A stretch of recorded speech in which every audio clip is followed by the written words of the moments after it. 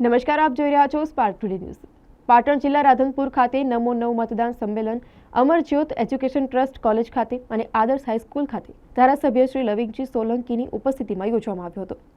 તેમના દ્વારા ધારાસભ્ય શ્રી લવિંગજી સોલંકી જિલ્લા પંચાયતના પ્રમુખ હેતલબેન ઠાકોર, ભારતીય જનતા પાર્ટીના જસુભાઈ રાવલ, શહેર કાર્યકારી પ્રમુખ અને બાબુલાલ ચૌધરી, રાધનપુર તાલુકા યુવા મોરચાના પ્રમુખ રસિકજી ઠાકોર, સાતલપુર તાલુકા યુવા મોરચાના ફારમલભાઈ ચૌધરી અને તમામ જે મહાનુભાવો છે, આગેવાનો છે, તેઓ ખાસ કાર્યક્રમમાં ઉપસ્થિત રહ્યા હતા। બે કાર્યક્રમ યોજવામાં આવ્યા હતા, જેમાં આપણા વડાપ્રધાન શ્રી નરેન્દ્ર મોદી સાહેબ દ્વારા નવા જોડાયેલા મતદારોને અભિનંદન પાઠવી સંબોધન કર્યું હતું।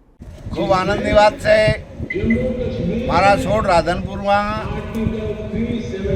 યુવા મોરચા દ્વારા આજે રાધનપુરના બે જગ્યાએ નમો એપ નવ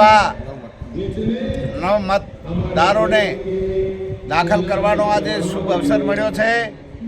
છોડ રાધનપુરમાં બે જગ્યાએ અહીંયા અર્બુદા આદર્શ હાઈસ્કૂલમાં અને કોલેજમાં બે જગ્યાએ આજે ખૂબ જ સુંદર નવા મતદારોને દાખલ કરવાનો અવસર છે। એ ખૂબ જ સરાહનીય છે અને ઐતિહાસિક એ સાક્ષી બનવાના છે, કારણ કે 22મી તારીખે આપણા રામલલ્લાનું જે ભવ્યથી ભવ્ય એ પ્રાણ પ્રતિષ્ઠાથી અને આ યુવાનોએ જે આવતીકાલનું ભવિષ્ય છે, ભારતનું ભવિષ્ય છે, એને પણ એ મતની એ કિંમત સમજીને એ મોદી સાહેબને પ્રેરિત થઈને નવા મતદારો પણ અહીંયા યુવાનો દ્વારા ખૂબ જ બહોળી સંખ્યામાં એ ઉમેરાવાના છે। ખૂબ આનંદની વાત। બોલો ભારત માતા કી જય। આજે આપણે આદર્શ વિદ્યાલય રાધનપુર ખાતે યુવા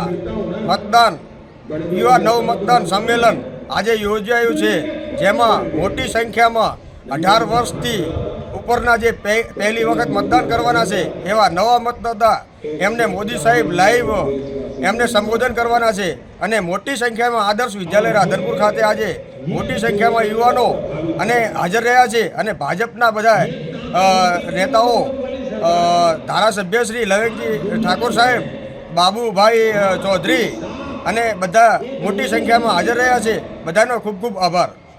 આજે રાધનપુરના આદર્શ વિદ્યાલયમાં ભારતીય જનતા પાર્ટીના યુવા મોરચા, વિધાનસભાના યુવા મોરચા દ્વારા નવા મતદારોના સંમેલન નરેન્દ્રભાઈ મોદી જ્યારે દેશના વડાપ્રધાન નવા મતદારોના સંબોધન કરવાના છે, ત્યારે એ માટે આજે અમારા બહોળી સંખ્યામાં યુવા મોરચાના કાર્યકર્તાઓએ નવા મતદારો જે વિદ્યાર્થીઓ છે, જેની 18 વર્ષની ઉંમર થઈ ગઈ છે, એવા મતદારોનું સંમેલન આજે રાખેલું છે અને ભવ્ય સંમેલનમાં અમારા રાધનપુર વિધાનસભાના યુવા મોરચાના પ્રમુખ અને મહામંત્રીઓએ જહેમત ઉઠાવી અને બહોળી સંખ્યામાં જે હાજર રાખ્યા એ બદલ બધા જ મોરચાઓનો યુવા મોરચાનો હૃદયપૂર્વક આભાર માનું છું।